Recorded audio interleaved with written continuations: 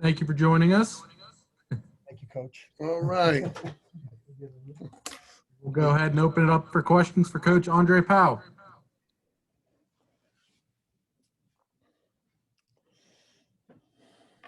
Andre, did you feed Alex Kessman his Wheaties on Saturday? No.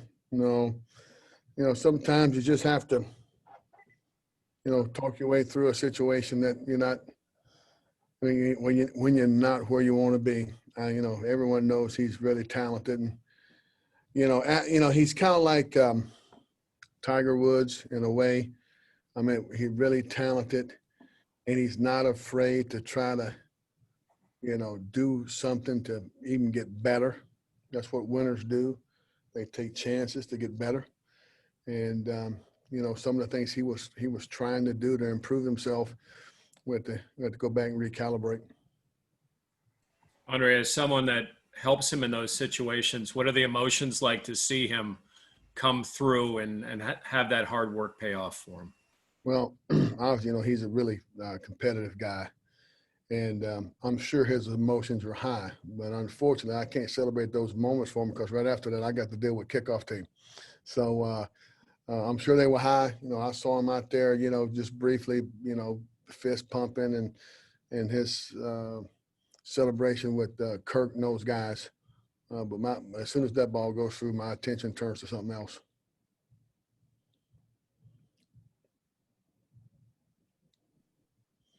Andre, with Izzy obviously getting a handful of carries over the weekend. I know you mentioned pass blocking is always the thing with freshman running backs. How is he coming along in that area? And do you think that we'll see more of Izzy as the weeks kind of go on here? Well, pass blocking is secondary to identifying who you actually have. That team we played has some rushes that I would say would border exotic. And when you get some of those situations, identifying who you have, and that's one thing, and then blocking them is another. He did better. He's playing with more confidence, and the more confidence he plays with, the better he feels about himself. We'll put him in the game more. Good. Andre, Okay. go ahead, Jim. Andre, will you have similar issues identifying with a Tony Gibson defense? Yeah, similar defenses, but different. They're a 3-down defense, but some of the blitz packages that NC State has are totally different than the blitz packages that we just faced. But we will have issues. They can bring them from that's one of the advantages of playing a odd defense. You can bring 4 from a side that look balanced. And so identifying who the line has and who we have is always an issue when you play a 30 team. Yeah. This year you've had a couple different fullbacks. I know Brandon George has played a little bit, and last week you had Chris Milani. What's it like grabbing a guy from defense and kind of working with him like on such short notice? Well, we're just trying to find the right fit. That position is different. Those collisions those are high-speed collisions. And, when you play defensive line and you're blocking the guy that's a foot from you, that's one thing. But those are like 30-mile-an-hour car crashes. And so those are different. And we're still trying to find the right fit, the guy that enjoys those. You got to have a guy that really enjoys 30-mile-an-hour car crashes. And that's not always easy to find. So we're still working through that situation. I know Coach Partridge praised Maloney last season as a guy who's eventually going to play for Pitt. What made you decide to turn to him for your fullback situation? We're looking for every big athletic guy that we think might enjoy doing that. And, for that position, I mean, it's not something that you can't be successful if blocking is something you tolerate. It's got to be something you really, really enjoy doing. And so again, that's a position that's a need for us, and that's something that we're still sorting through. Andre, meant to ask Pat this yesterday, but AJ Davis obviously had to be helped off the field on Saturdays. Is he doing all right? Yeah, he's making good progress. Andre, do you have any more clarity as to roles with your backfield? No, it's to the point now where, early on to get guys in the game to handle packages that they really excelled in. Now it's just, if you're in the game, you're in the game. And whatever play we call, you have to handle it. So that's the point where we're at now. And so it's just a matter of just keeping guys fresh. We've got enough guys. We should be able to have guys in the game that can play at a high level. If they get tired, we can sub in and still function. When your call plays fast and you go without a huddle, it's hard to sub guys in. We want to get plays in so the defense can't sub.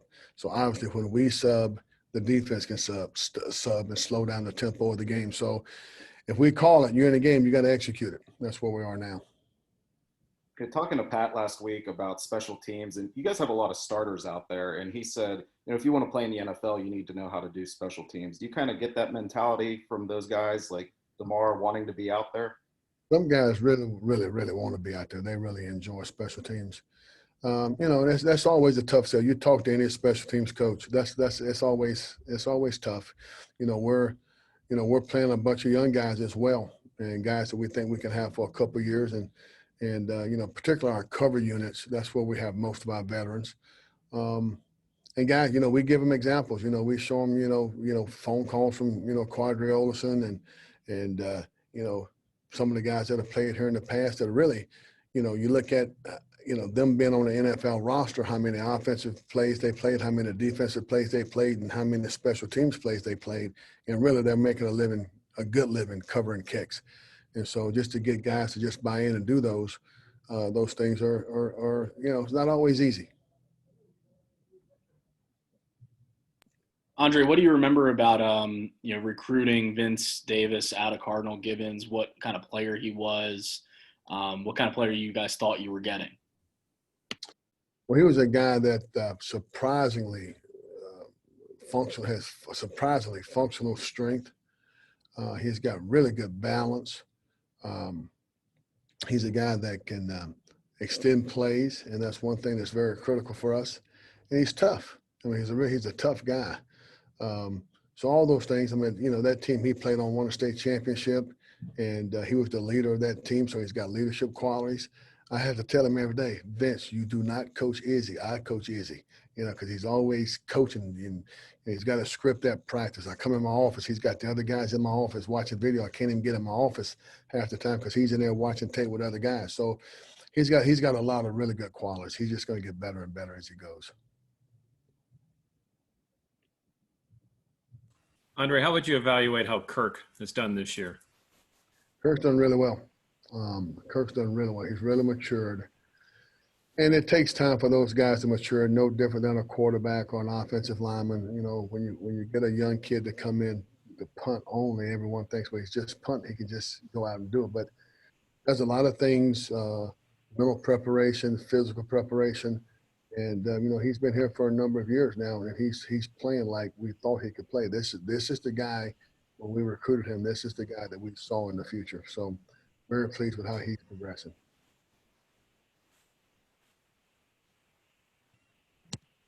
Any other questions for Coach Powell? All right, Coach, appreciate your time. Thank you very much. Have a good day, guys. Thanks.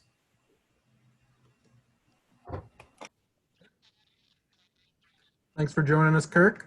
All right, no problem, guys. Do we have any questions for our punter number 98, Kirk Christodoulou? Kirk, how would you self-evaluate yourself through the first 3 games? Quite well, actually. It's been a good season in the sense that I really feel the maturity amongst the group, and having Cal and Kess as seniors now, the way we've been able to prepare ourselves and mentally, I think even with the coronavirus and how everything happened during the off season, being a little bit older, it made things a lot easier. I think being a freshman or sophomore during this time would be pretty difficult, and having those years of maturity and how to, prepare mentally and physically, just during even when we're in the quarantine and football was off, being able to still get some work in with Cal and not have that as just a wasted time was really beneficial. I think that really helped set us up. And I think even Pitt football as a whole set us up, more adequately for the season. Kirk, did you go home during quarantine back to Australia? No, I stayed in Pittsburgh. I was a little bit worried that I wouldn't be allowed back in the US. So I figured I'd just play the safe game and stay in Oakland. Where did you work out during those times? Just up at Shenley Oval, up on the top of the hill in Charlie Park, yeah, which was good. Had some locals fielding some punts for me, which was good. Kirk, as part of the group, with Alex and Cal, what's the pride you guys felt on and the emotion you guys felt for Alex to be able to have a game like that this past Saturday? Oh, it was unbelievable. I think Kes and I were talking about it in the film, but the celebration we had after the first punt, I think after the first field goal was better than the other two. Like just that relief, I think, to get it out of the way. And we both had the confidence going in. We knew what he was doing wrong and we'd addressed it during the week. And again, that's another thing that, being a veteran and being a little bit more of a mature guy gives you that ability to sort of assess week to week, like where your deficiencies are at and what's going on and not to panic and that kind of thing. And we were able to sort of address where Kes and where I and Cal could, fix our games in the field goal and then just move forward. And that first one going in was like, all right, we're sweet. We're rolling the rest of the game. We don't even have to worry. We're just going to go do our thing. Do you approach that kind of like a 3-man team as opposed to it's just Alex or just you or just Cal? Oh, of course. And that's the thing, like everything affects, Kes's kick. And it's very easy for him to be the scapegoat when it's criticism like, oh, he missed. But again, the week before I take full credit, I dropped the snap, and that's on my fault, and then Cal would say, well, Kirk dropped the snap because my snap maybe wasn't great. But I said to Cal that his snap was perfect. It's just, we take pride in that, knowing that Cal's job affects my job and my job affects Kes's job. So, after the first two games, I felt just as responsible for those field goals as Kes did. And that's getting you guys. I'm sorry, go ahead. And I just think that that's the best way for us to approach it as a unit rather than trying to put all that individual pressure on one. It's not really the case. It shouldn't only be Kes's responsibility to fix it. It should be for all three of us. And that's what we did during the week, getting both Cal and Kes and myself down to Heinz Field and get a little bit of extra practice in, as a unit, as ourselves, it really does set you up for a more successful game day. Did you say you practiced at Heinz Field before the game last week? Just during the week, yeah. We went down there just with only for 30 minutes, just getting some reps in, addressing the stadium. And that's something that Coach Narduzzi said for us to go do. And it was beneficial, I think, and it worked.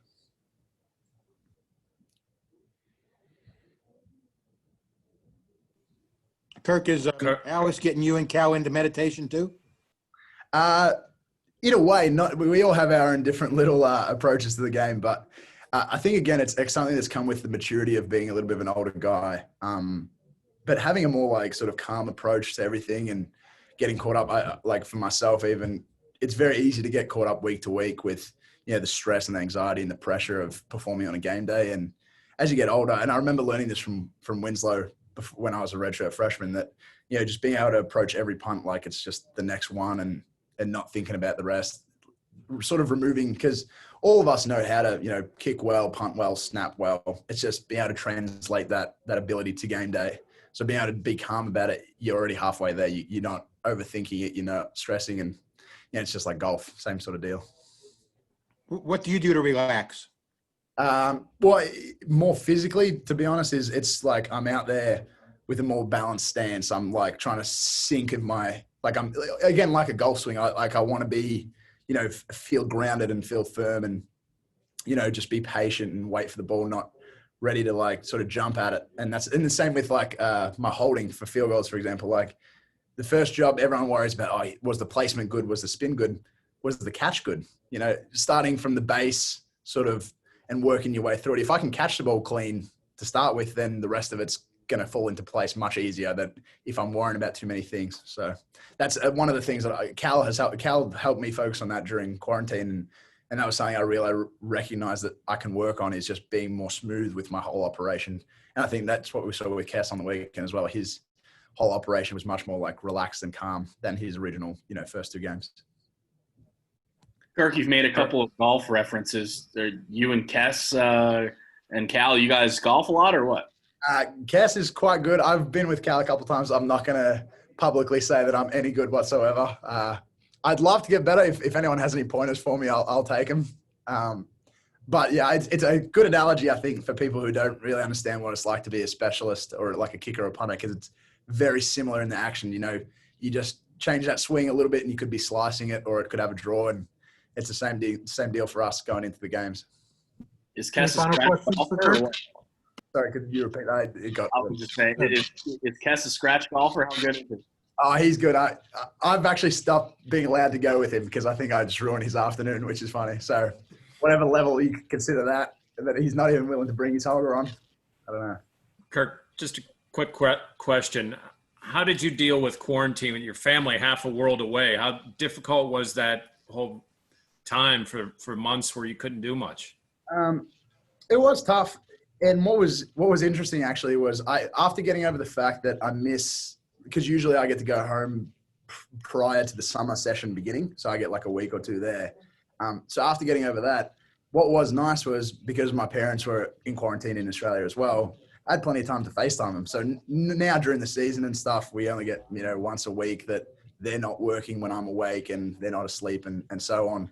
Whereas during the quarantine, like I was home, I just send my mum a text like, hey, are you awake? Do you want to FaceTime? FaceTime. So it was just like the accessibility to have that communication. Like we've been very lucky and blessed that I've had Zoom and that kind of thing. We can have a clear conversation with someone and even be able to look in their face and chat for a couple of hours and sort of be up to date. And Australia has quite strict quarantine and lockdown laws, so I'm kind of glad I got to stay in the US.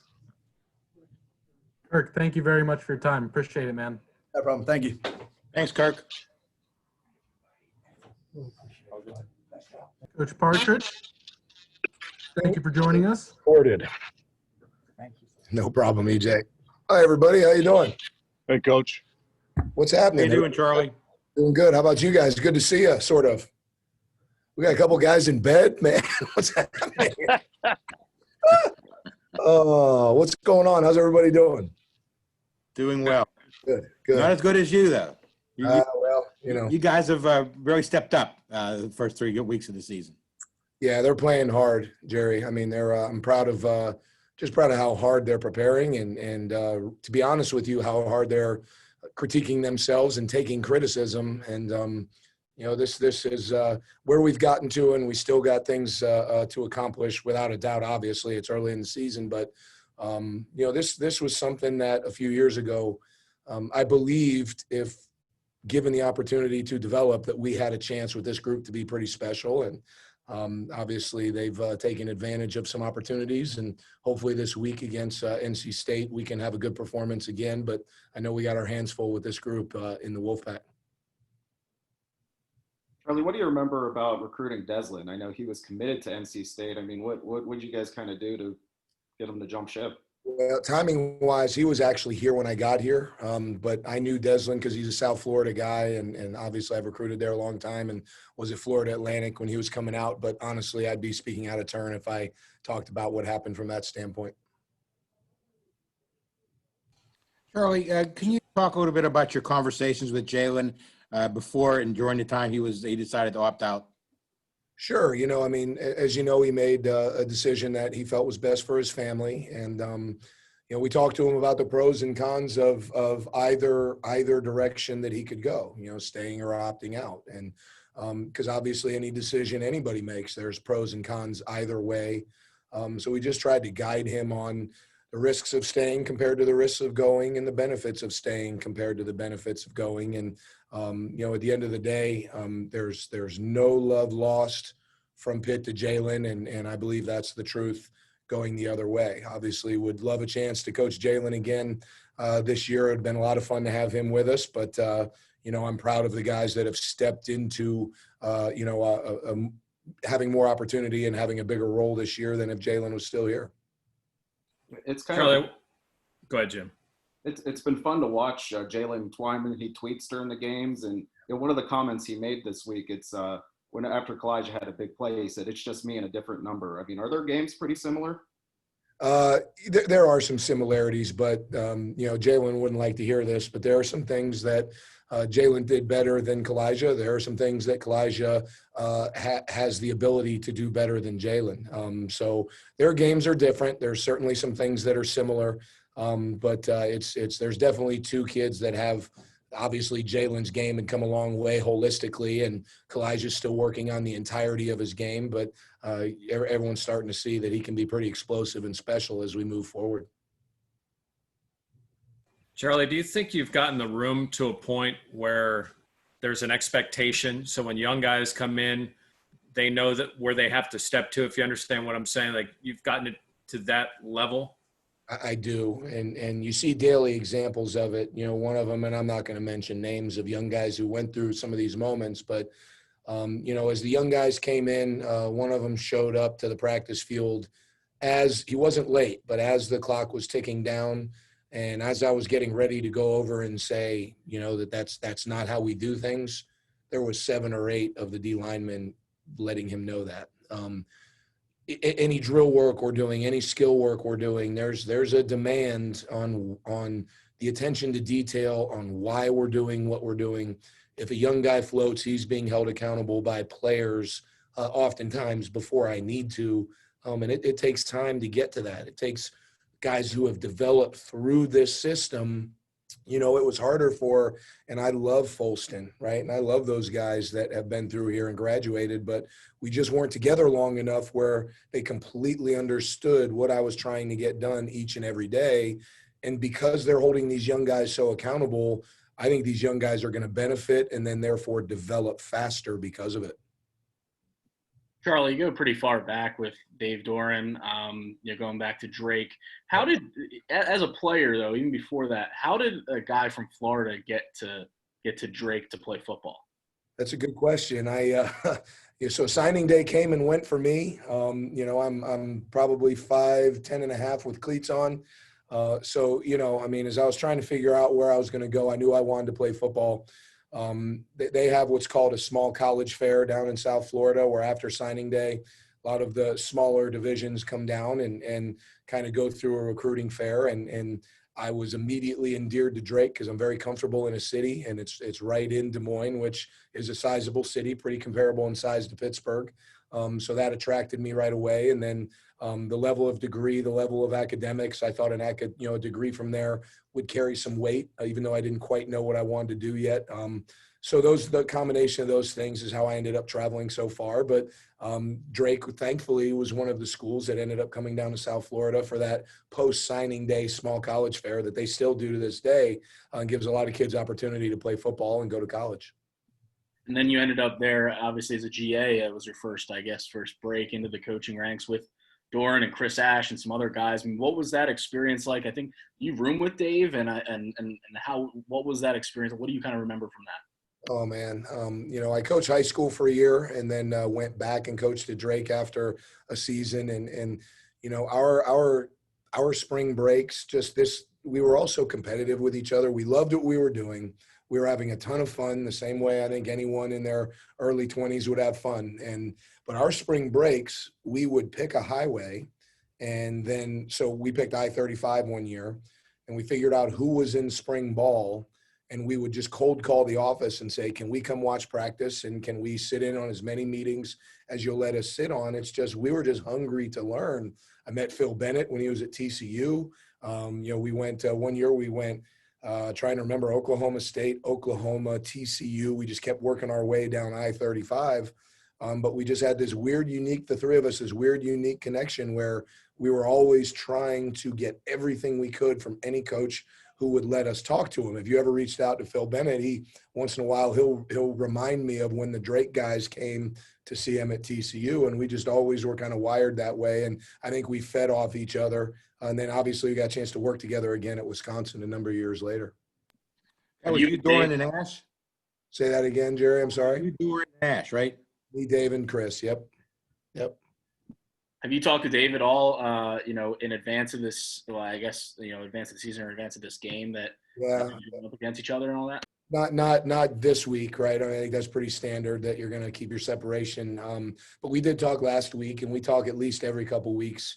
But I mean, our families are friends. We were not only roommates in grad school, we lived across the street from each other when we worked at Wisconsin. I mean, we sincerely go back. It's a deep relationship. Our families have a relationship, but you know, this week I'm sure we'll stay in our own lanes and see each other after the game. And I got a ton of respect for him. I know he's going to have this team ready. He is a driven human being. He was, honestly, when we were all kind of going through that process as young coaches, I always said to myself, he was, I don't know that I knew I would even get a chance as a head coach like I did.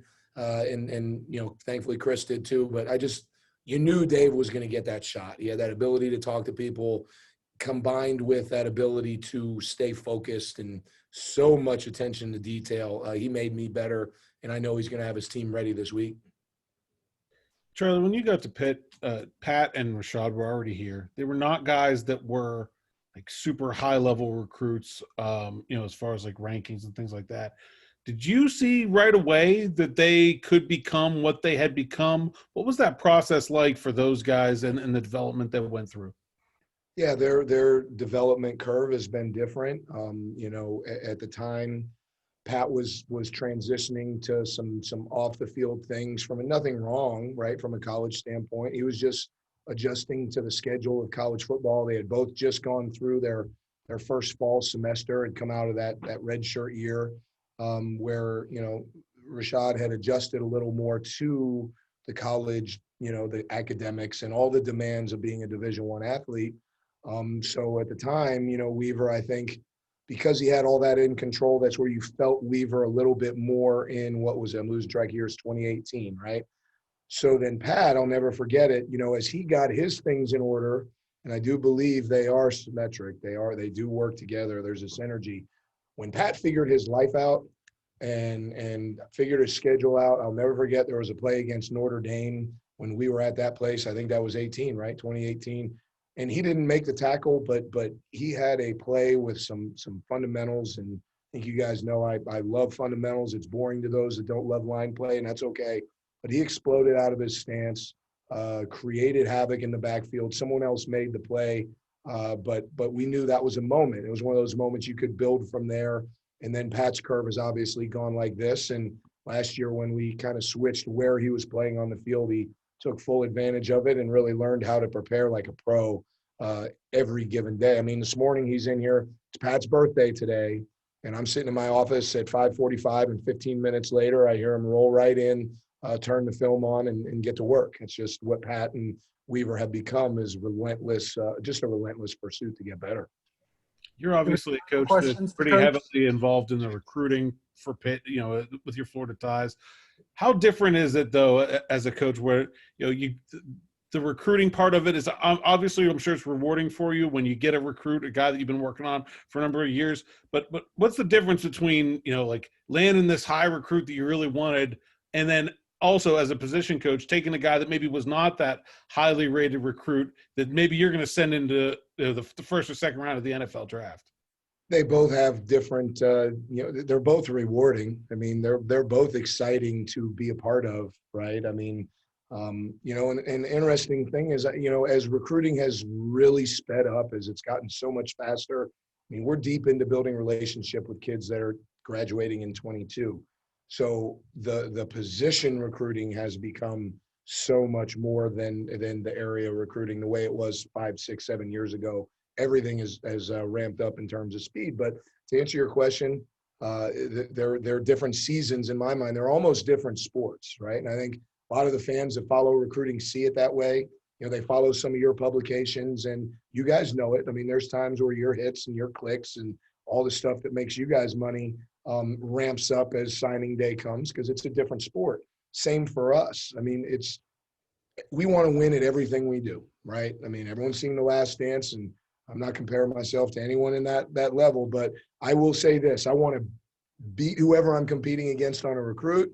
And when someone comes in here and they're in our room, I hope that I can outdevelop him compared to anyone that coaches the position I coach around the country. It's just kind of how we're wired. Coach, thank you for your time. Really appreciate the conversation. Thanks, guys. Appreciate it. Have a great afternoon. Thanks, Charlie. Now,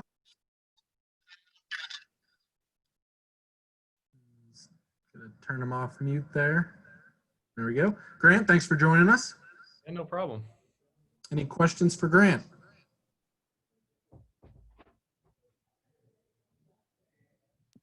Grant listed this week as the starting tight end. I know back in spring you had moved to tackle, right? And I guess what has this kind of transition been like for you going from one position to another to another? It's I expected to play tackle at the beginning of the season, but we needed a tight end. There was just a need for it, and I'm able to do both. So that's where I'm at right now. Is this a long-term switch for you? Is this just like this week? I mean, how has the situation, I guess, been explained to you? For now, yeah, I'm back at tight end. Yeah, so I was at O-line, then I got brought over last week, and yeah, I'm a tight end now. Remember when Brian O'Neill made the change and he was getting up at like 3 a.m. to eat peanut butter sandwiches and trying to gain weight? Did you have to go through a similar process, and do you have to lose weight now? How does that work from a conditioning standpoint? Yeah, I'm just getting used to running around again. To be honest, I'm fine with my weight right now, maybe a little bit less, but I feel good running around even though I'm a bigger body at tackle. But yeah, I feel smooth running around. I just get back into that running route shape. Is that the thing that then is the toughest, is just getting back to running routes and maybe absorbing that part of the playbook that I'm sure you've been learning, other kind of stuff this all off season? Yeah, I would just say, yeah, the run game is good. Just, yeah, the only thing that's really just going to be new again is, yeah, running routes, and which isn't hard. It's just a process in learning the routes and stuff, which is all familiar because I was there before.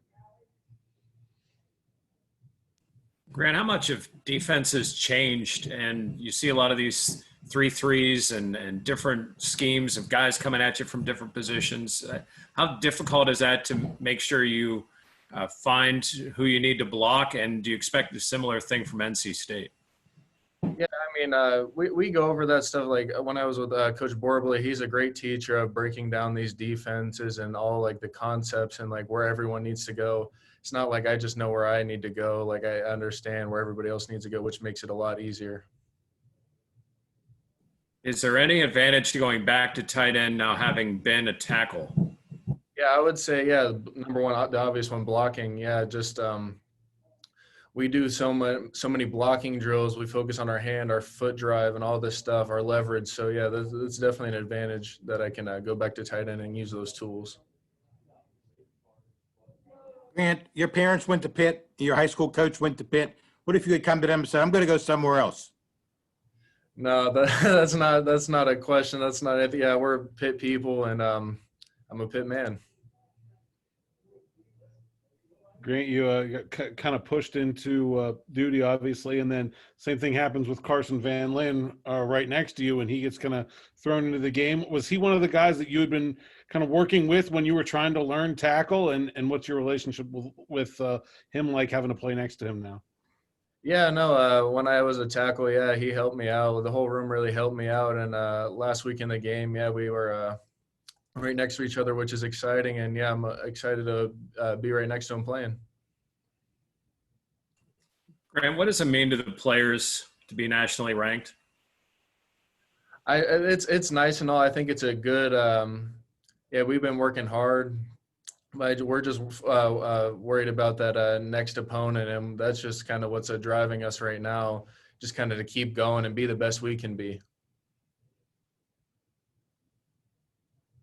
Grant, have they been working more with you on getting you involved in the red zone? Because typically tight ends are put in a position where that would help. And Pitt has had some stalls when they get closer to the goal line. What have they been trying to kind of get you inundated with so far? Yeah, I mean, we've been, I mean, I've kind of been doing some of the same stuff, even that tight end. When I was a tackle, I have these certain packages I'm in.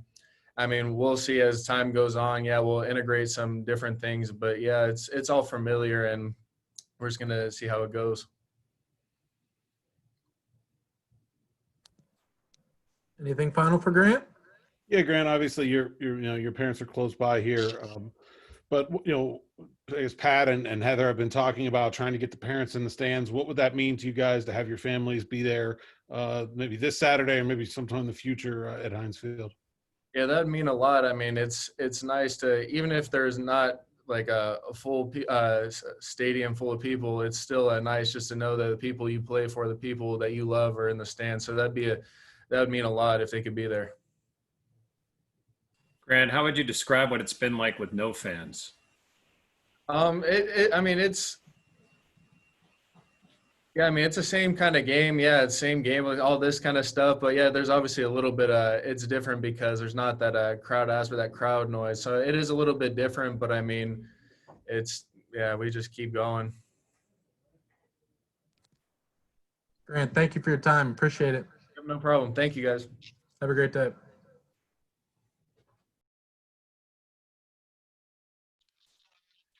And our final guest, long snapper number 94, Pittsburgh's finest, Cal Adomitis, has joined us.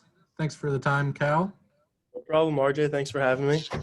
And do we have any questions for Mr. Adomitis?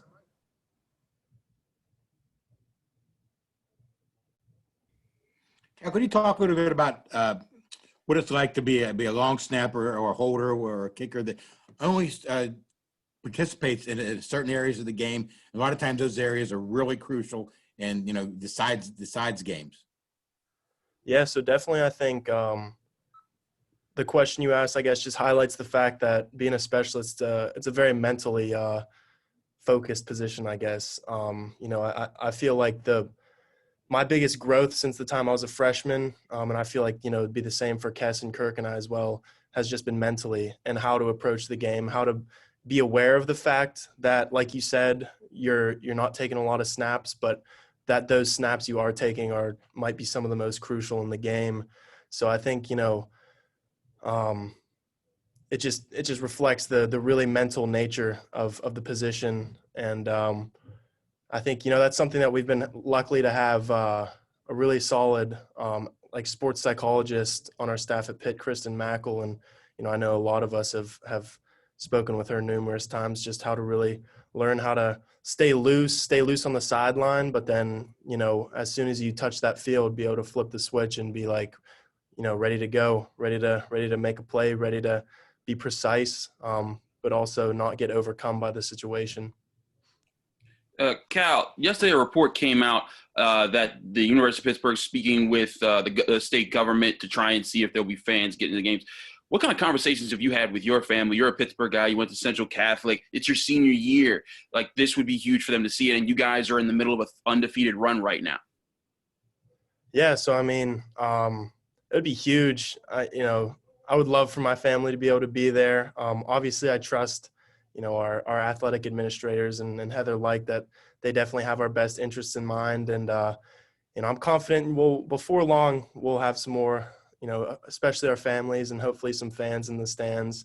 But, I think as a team, this is really a group of veteran guys in a lot of ways. And I think we just love playing together. And that's been the most important part that's really come to the forefront that's helped us to start out the season strong, is just that, the fact that this group, it's really just about playing ball, I feel like. And that's going to help carry us this year with the uncertainty of, whether you're going to have home field advantage for a big home game or whether it's just going to be you and your teammates and nobody in the stands, but you still have to bring the same energy. So I think, just our fast start has been a reflection of the veterans on the team and how we've just brought the mindset of, no matter how many people are there, we're gonna go out there and just bring energy and just keep loving playing together, really. Cal, I was talking yesterday about how he feels like how important, I guess, it is that the team sort of earns the right to play every week by taking care of the things you need to take care of when it comes to the virus prevention. What are some of the things, you've done with guys or said to guys as one of the older guys on this team to try to reinforce that message from a player standpoint and not just coming from the coaching staff?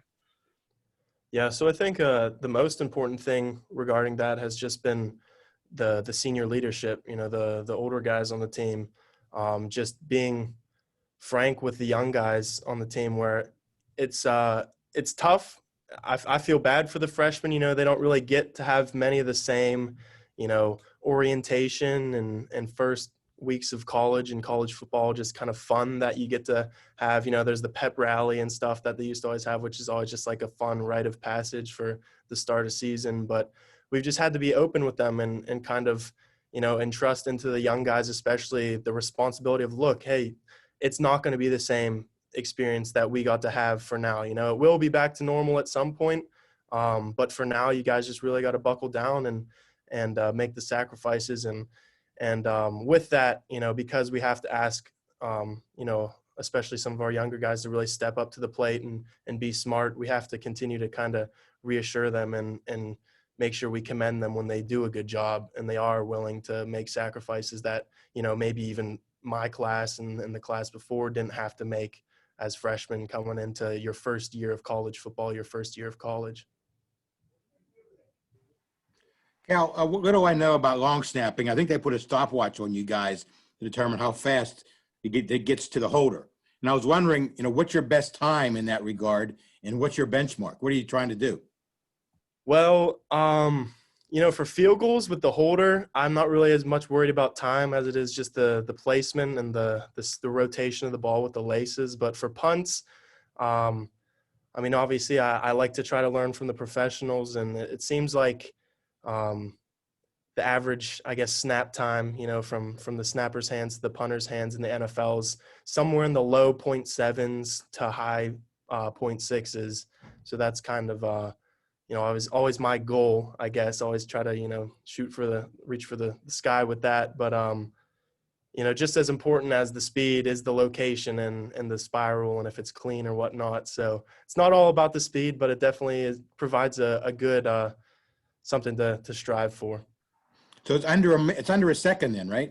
Yep. Yeah. Well below a second. Some of the fastest snappers in the league are in the low 0.6s of a second. So you're getting there. Getting there. Yeah, absolutely. Cal, what's your role when Alex struggles? Do you want to talk to him? Do you leave him alone? Like, how do you guys interact in those situations?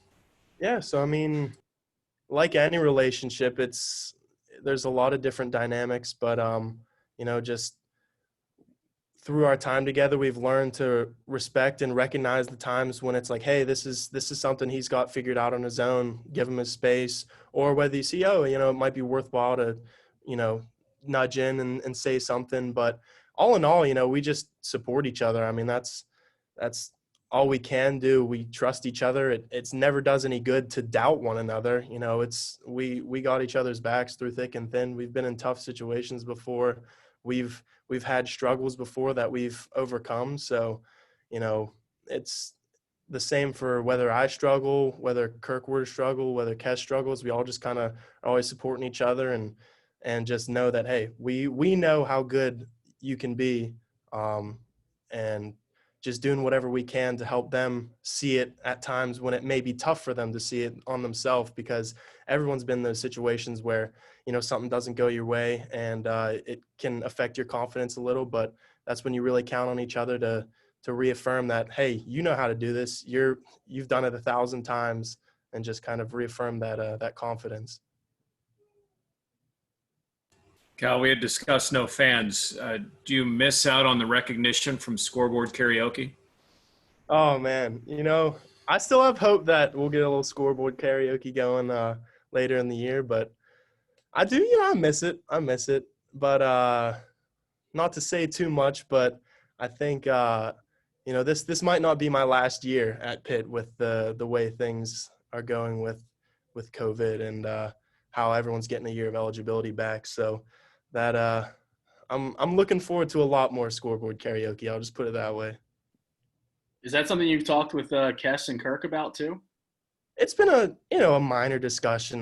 When the ruling first came out, it was something that we were deep in camp, so it's not like we were all able to really sit down and put a lot of focus into it. We had more pressing things at hand at the time, but yeah, it's been a discussion that we've had here and there, but I don't think, anybody's really had the opportunity to discuss it with, their families enough to really make a 100% decision, whether they will or will not at this point. Any final questions for Cal? All right, great. Well, Cal, we appreciate your time. Fantastic conversation with you. Have a great rest of your day, man. All right, thanks, RJ. Thanks, everybody. Thanks, Cal. Thanks for the scoop. All right, hail to Pitt. All right, that concludes our caravan of stars today, and we'll circle back tomorrow to conclude the week before Coach Narduzzi's Thursday session with you guys. So thank you all for joining us today. We'll send out the video this soon, and have a great rest of your day.